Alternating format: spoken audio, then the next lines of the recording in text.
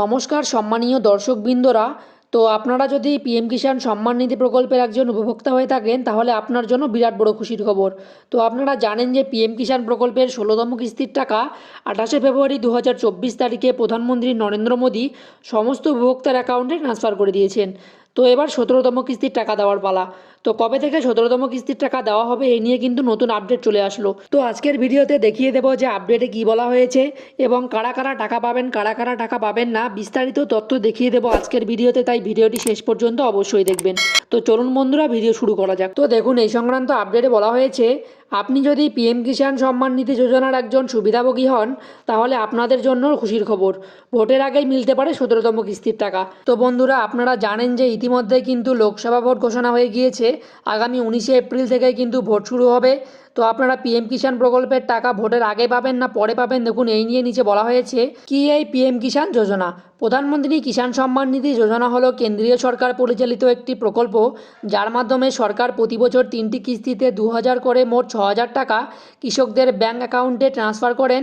এখনও পর্যন্ত কৃষকরা ১৬টি কিস্তির টাকা পেয়েছেন। ১৬তম কিস্তির টাকা ২৮শে ফেব্রুয়ারি প্রধানমন্ত্রী ২০০০ টাকা কৃষকদের ব্যাঙ্ক অ্যাকাউন্টে ট্রান্সফার করেছেন।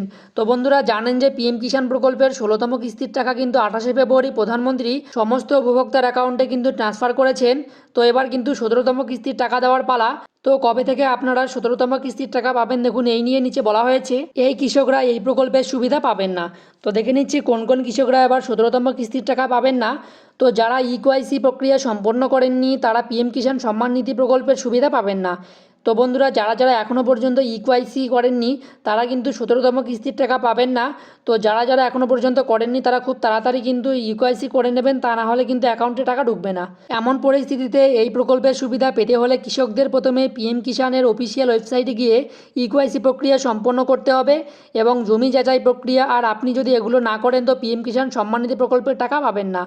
তো বন্ধুরা দেখুন, এখানে কিন্তু স্পষ্টই বলা হয়েছে যারা যারা এখনও পর্যন্ত ইকেওয়াইসি করেননি, এর পাশাপাশি জমি যাচাই প্রক্রিয়াটি করেননি, তারা কিন্তু এবার পিএম কিষাণ সম্মান নিধি প্রকল্পের টাকা পাবেন না। তো বন্ধুরা আপনাদের জানিয়ে রাখি, পিএম কিষাণ প্রকল্পের যে অফিসিয়াল ওয়েবসাইট রয়েছে সেখানে কিন্তু নোটিশে দেওয়া হয়েছে যে যারা যারা এখনও পর্যন্ত ইকেওয়াইসি করাননি তাদের জন্য ২৭শে মার্চ থেকে ৩০শে মার্চ পর্যন্ত কিন্তু আপনারা ইকেওয়াইসি করাতে পারবেন এবং ৩১শে মার্চ থেকে ৩রা এপ্রিল পর্যন্ত কিন্তু ওয়েবসাইট সম্পূর্ণ বন্ধ থাকবে।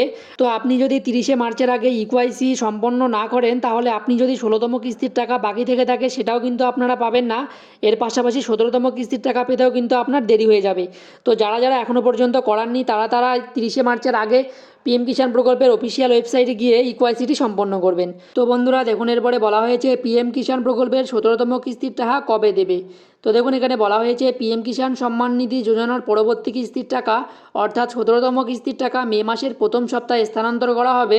নিউজ রিপোর্টের মাধ্যম থেকে জানা গেছে, এটা কোনো অফিসিয়াল আপডেট নয়। তো বন্ধুরা দেখতেই পাচ্ছেন পিএম কিষাণ প্রকল্পের ১৭তম কিস্তির টাকা কিন্তু আপনাদের মে মাসের প্রথম সপ্তাহে স্থানান্তর করা হবে। তো বর্তমানে মার্চ মাস চলছে, তো মার্চ এপ্রিল মে অর্থাৎ আর মাত্র একটি মাস সময় আছে এবং আপনাদের স্ট্যাটাসে কিন্তু পরিবর্তন শুরু হয়ে গেছে এবং আপনাদের টাকা মে মাসের প্রথম সপ্তাহের মধ্যে ঢুকে যাবে। তো যারা যারা এখনও ইকেওয়াইসি করাননি তারা ৩০শে মার্চের মধ্যে ইকেওয়াইসি করিয়ে নেবেন, তা না হলে কিন্তু ১৭তম কিস্তির টাকা ঢুকতে কিন্তু আপনাদের দেরি হতে পারে। তো বন্ধুরা, এই ছোট্ট এবং গুরুত্বপূর্ণ আপডেটটি দেওয়ার ছিল। যদি ভিডিওটি ভালো লাগে থাকে ভিডিওটিতে অবশ্যই লাইক করার পাশাপাশি চ্যানেলটি সাবস্ক্রাইব করে রাখবেন এবং ফেসবুক পেজ থেকে দেখে থাকলে পেজটিকে অবশ্যই ফলো করে রাখবেন এই সমস্ত আপডেটগুলি সবার আগে পাওয়ার জন্য। ধন্যবাদ।